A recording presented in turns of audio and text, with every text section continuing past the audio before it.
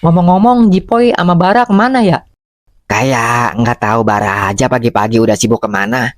Kalau si Jipoy paling juga masih molor di kasur. Kabarin aja kali ya, mereka berdua suruh ke sini. Ya udah, telepon grup aja suruh mereka ke sini.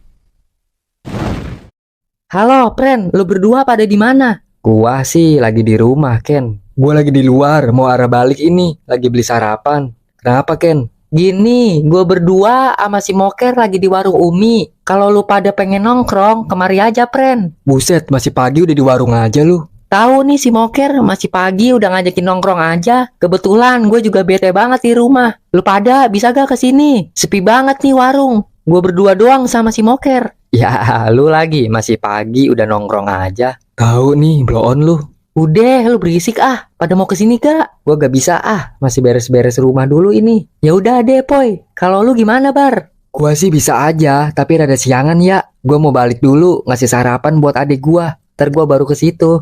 Oke deh, Bar, kalau gitu. Lu kalau pada mau nongkrong, mending di sini aja ngopi di rumah gua. Kan lebih enak di sini buat ngobrol. Gua soalnya lagi males keluar, Pren. Boleh tuh, Poy. Tapi ada nyokap lu gak di rumah? Nyokap gua mah ada terus di rumah. Yah, ngerepotin gak tapi? Kagak, Ken. Santai aja kali, kayak teman baru aja lu pada. Kita juga kan ngumpul di kamar gua lantai 2. Oh ya udah, gua kesono nih sama Moker. Oke, Pren. Berarti nanti gua langsung ke rumah Jipoy aja ye. Iya, Bar. Merapat sini. Oke, OTW. Oke. Langsung ke rumah Jipoy aja nih kita, Pren. Iya, anak-anak mau pada kumpul di sono. Ya udah, gas yo sekarang. Ayo, gas.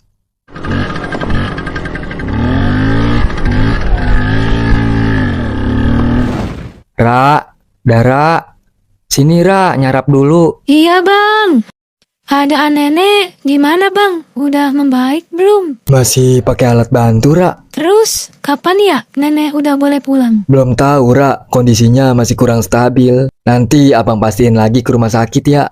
Kalau gitu, biar Dara aja deh yang ke rumah sakit nanti sore untuk jagain nenek. Gak usah, lu di rumah aja istirahat. 2 hari kemarin kan lu udah jaga nenek terus. Sekarang udah giliran abang yang ngurus nenek. Tapi Bang Bara nggak sibuk kan hari ini? Enggak, makanya mumpung gua belum ada kerjaan, gua yang jaga nenek aja dulu sementara ini. Oh ya udah, nanti kalau nenek udah boleh pulang, biar Dara aja yang ngurus nenek ya. Iya, ya udah makan dulu Gi. Lu jaga rumah ya, jangan kemana-mana. Abang mau keluar dulu ke rumah temen. Iya bang, tutup aja pintu depannya. Kalau mau keluar.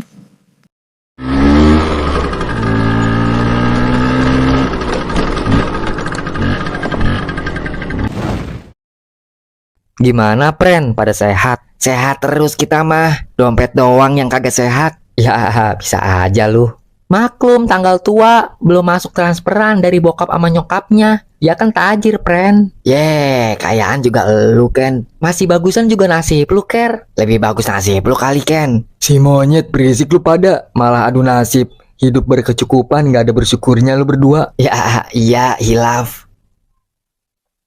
Keadaan lu udah membaik, Bar. Udah, syukur waktu itu ada lu, Poy. Hah? Maksudnya gimana? Lu pada kenapa emang? Iya, kenapa lu pada? Gua gak tahu apa-apa.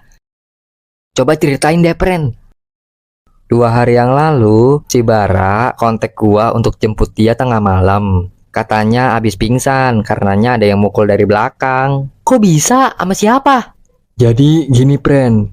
Waktu hari Kamis kemarin, sore itu, gua kan ada pertandingan di tempatnya Bang Sam. Ada beberapa tim yang ikut dalam pertandingan. Dan gua terus bertahan sampai babak final. Pada saat itu, tersisa 2 orang. Gua sama lawan gua. Untuk menentukan dan memperebutkan juara satunya. Setelah itu, pertandingan pun berakhir. Gua berhasil juara dengan kondisi yang babak belur. Dan lawan gua tumbang gak sadarkan diri. Ketika gua hendak balik ke rumah, gua jalan sendirian. Karena waktu itu motor gua rusak, gua mencari pangkalan ojek di sana dengan keadaan yang lemas. Dan terus gua dipukul dari belakang dengan seseorang yang gua sendiri gak tahu orang itu siapa. Abis itu gua pingsan beberapa jam. Ketika gua siuman, gua langsung telepon Jipoy untuk minta tolong jemput. Karena udah tengah malam, posisi ojek juga udah sepi. Jadi, apa alasannya? Mengapa orang itu bisa mukul begitu, Pren? Gua sendiri juga gak ngerti, Pren.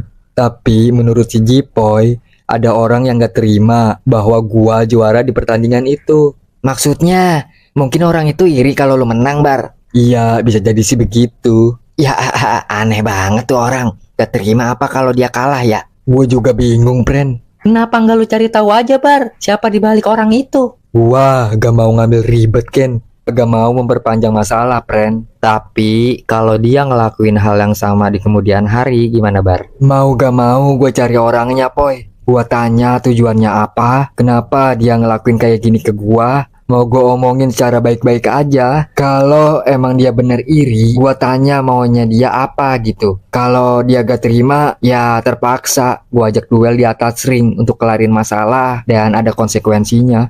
Kalau misal dia gak terima konsekuensinya, sorry banget, Bar. Kita semua bakal ikut campur sama masalah lo dan kita bakal ikut di belakang lo. Ya aman, thank you ya, Pren.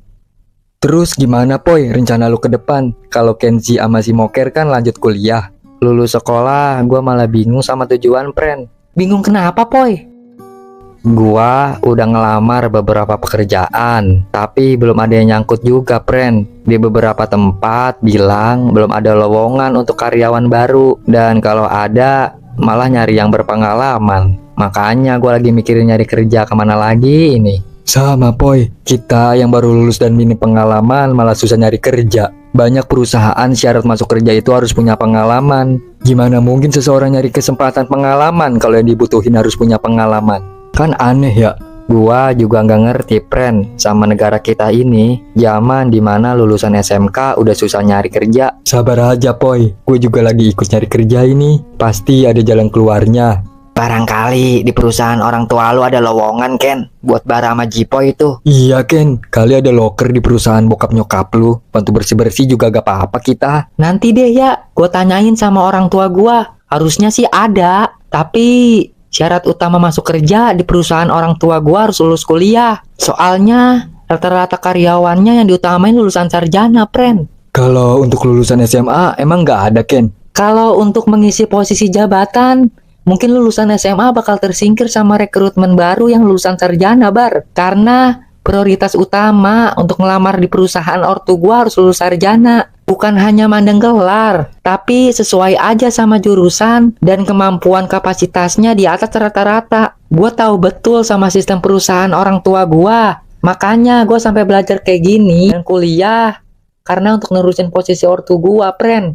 Tapi kan Jipoy sama Bara bawaan elu, Ken. Pasti bisa masuk dong. Gengsi orang tua gua tuh tinggi, Ker. Gua aja yang anak kandungnya sendiri gak bisa masuk ke perusahaan bokap nyokap gua untuk gantiin posisi ortu gua kalau belum lulus sarjana. Makanya gua dikekang begini tiap hari selalu ngikutin aturan ortu gua supaya bisa lulus sarjana dan jadi orang berpendidikan, Pren. Oh, gue baru tahu, Ken. Ortu lu ngedidik lu sampai sekeras begitu. Didikan mereka emang keras, Ker, karena emang teman-temannya dia kelas atas. Jadi mungkin ortu gua kebawa sama lingkungannya mereka dan gengsi takut anaknya gagal. Tapi gue jadi lebih paham untuk menghargai peraturan.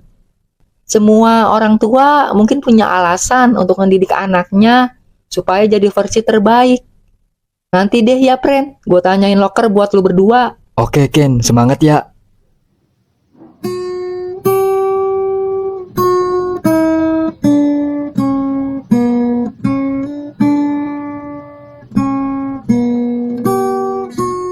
Pah, boleh ngobrol sebentar? Apa sih, Bu? Kamu mau ngobrol apa sih? Nggak lama kok, Pah. Ya udah, cepet. Mama di mana, Pah? Mama belum pulang, masih di kantor kali. Ini soal temen Kenzi, Pah. Jipoy sama Bara, dia lagi cari kerja. Terus dia minta tolong sama Ken. Katanya mau kerja di kantor Papa. Punya pengalaman apa mereka, Ken? Dia baru lulus SMA, Pah. Seumuran sama Kenzi. Belum ada pengalaman. Lulusan SMA ya? Iya, Pah. Tapi mereka punya semangat kerja kok. Kenzi kasihan. Mereka benar-benar butuh kerjaan, Pah. Tapi saat ini yang dibutuhin marketing spesialis. Itu pun yang diutamain lulusan sarjana, Ken. Kantor kita benar-benar belum ada lowongan untuk lulusan SMA. Semua posisi masih penuh, Ken. Beneran nggak ada, Pah?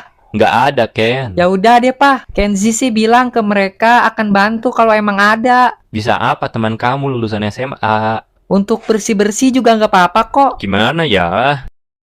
Mungkin papa bisa bantu, tapi hanya untuk 1 orang, gimana Ken?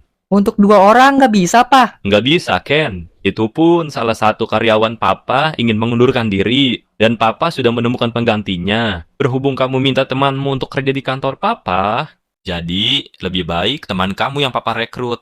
Aduh, kan bingung, Pak. Kalau hanya untuk 1 orang. Kalau gak mau ya gak apa-apa. Coba kamu diskusikan lagi ke mereka berdua, baiknya gimana. Iya deh, besok Ken coba tanyain ke mereka, Pak.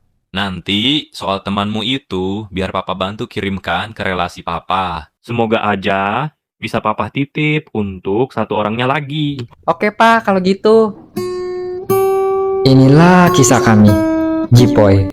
Sosok yang peduli dan pengertian, meski gagal dalam karirnya, ia tak pernah menyerah dan selalu ada untuk teman-temannya. Bara, anak tangguh yang rela berjuang demi nenek dan adik perempuannya, berharap bisa memberi mereka kehidupan yang lebih layak. Kenzi, tumbuh di keluarga kaya raya, tapi dibesarkan dalam tekanan ayah yang keras dan ibu yang cuek, menjadikannya pribadi yang terjebak dalam aturan dan harapan yang berat. Dan Moker, si pembawa tawa, selalu hadir dengan semangat ceria, mencoba menghidupkan suasana dan membuat teman-temannya merasa lebih ringan menjalani hari. Bagaimana cerita selanjutnya? Yuk saksikan terus Jipoy and Friends di judul yang berbeda.